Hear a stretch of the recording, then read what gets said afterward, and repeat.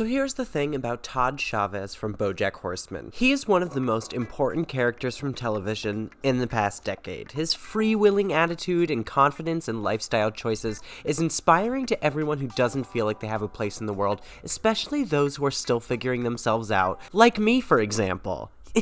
He's also extraordinarily difficult not to like, which, considering how he lives rent-free in his friends' places, is very surprising, but also completely understandable once you know who he is as a person. So, without further ado, here is every reason why everyone loves Todd Chavez. Number 1, he is optimistic, positive, and supportive. Todd just wants to be included in the conversation. One of the big reasons he's so easy to love is because he always tries to provide support to anyone who's around him. It's also why it helps Bojack to have him around. He radiates positivity wherever he goes. I don't know how he does it, but his assumption that everything will turn out okay and that everyone is doing fine if they try their best is extremely comforting, especially to me, who does not feel like they're doing a great job right now. Keeping that level of optimism is extremely difficult, and I give major props to Todd for being able to keep that level head throughout everything that he has seen in his life. His presence is so necessary in this often very depressing show. Although there are other positive characters and the series ends on a more uplifting note, a lot of the inspiring and uplifting moments do come from Todd and his journey throughout his late 20s. Even if he does face adversity, he always overcomes it and moves on to bigger and better things. And even if it took a while, he does find his place, which brings comfort to everyone who is still searching.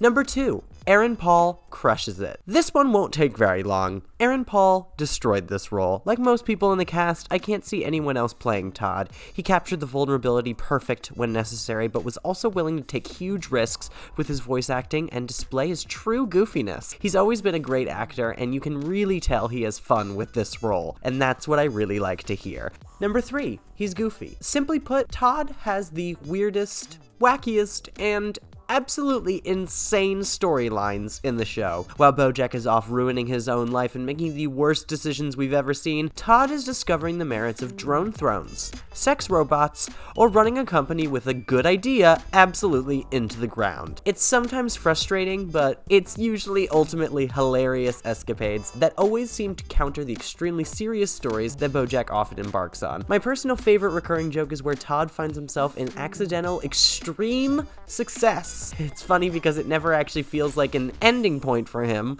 which is great to show that it's not actually what he wants to do. Whether he's the governor, president of ad sales, or running a cab company, he seems to just be doing it as a bit, or at least the show is, because he doesn't find what he really likes until season 6 after meeting Ruthie and Maude.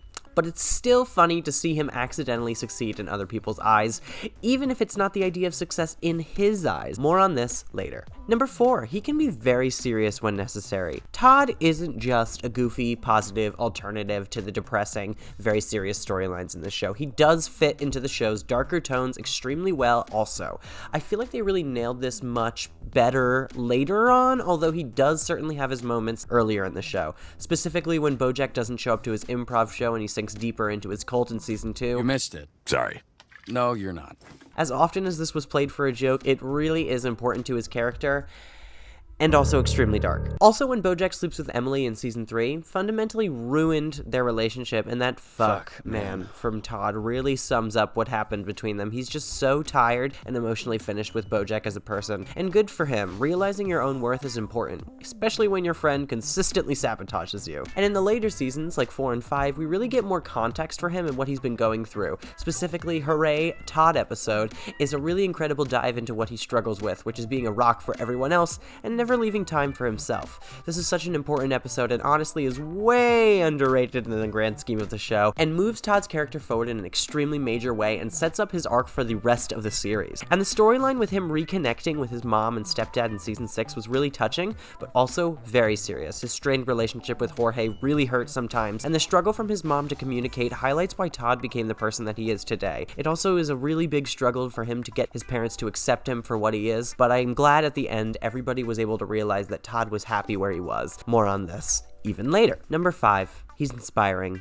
We have to talk about Todd being asexual, and asexual relationships being portrayed in a major television show at all. It is so culturally important, I don't think I can even state what an effect it's had. Sure, we have had a lot of characters be confirmed asexual without the show ever really diving into or even mentioning it, but this show made a point to depict asexuality as a journey, finding out what your desires truly are, trying different relationships to see what you're looking for, and ultimately finding what you truly want, all while being right out in the open about it. I am not asexual, but I yearn for more representation in media in every way, so being able to see this was outstanding, and being able to watch this show with my asexual friends was incredibly touching because representation like this doesn't come around often enough. Another reason why he's inspiring is he is who he is. Todd does not apologize for his personality or shy away from what he wants. In real life, and in the show by many characters, Todd would be seen as a deadbeat, someone who doesn't make effort and just leeches off of others, but a leech isn't something that provides service. Whenever he's living with someone, he does his best to, 1, be unobtrusive, he just wants to vibe,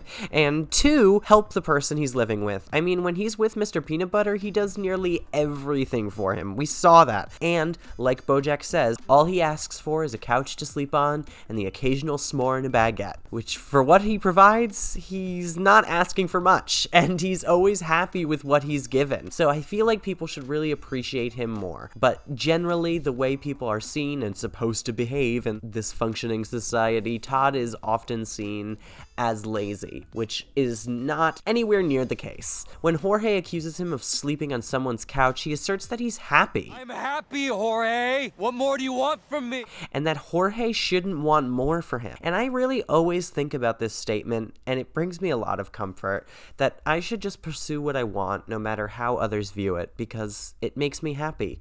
And that's what's most important at the end of the day. So thank you, Todd, for teaching me that.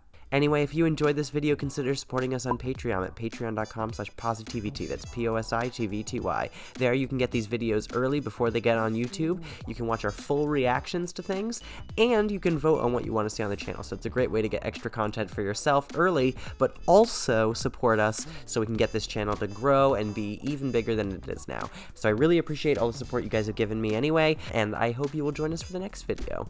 And goodbye.